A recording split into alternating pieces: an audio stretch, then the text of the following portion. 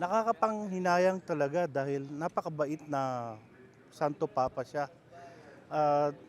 Ano siya, marami siyang pinuntahang mga lugar na hindi naman mga Kristiyano, pero tinuring niyang lahat ng tao parang kasama niya sa buhay.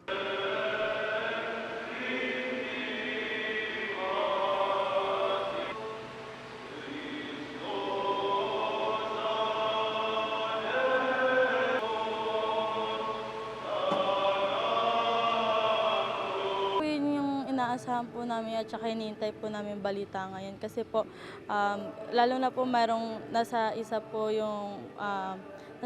sa nakapila sa pagiging Pope ngayon is Pilipino po, kaya umasa din po kami na malaki yung chance po na siya yung maging Pope ngayon.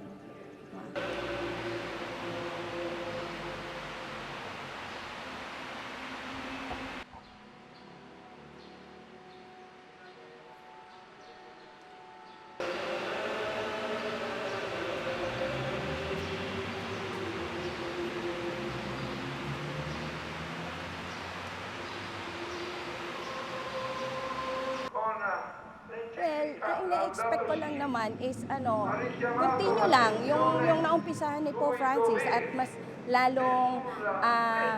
lalong magkakaroon ng unity ang mga Catholics, ganun din pati yung lahat ng mga tao kasi syempre we believe that God is with him and with all of us.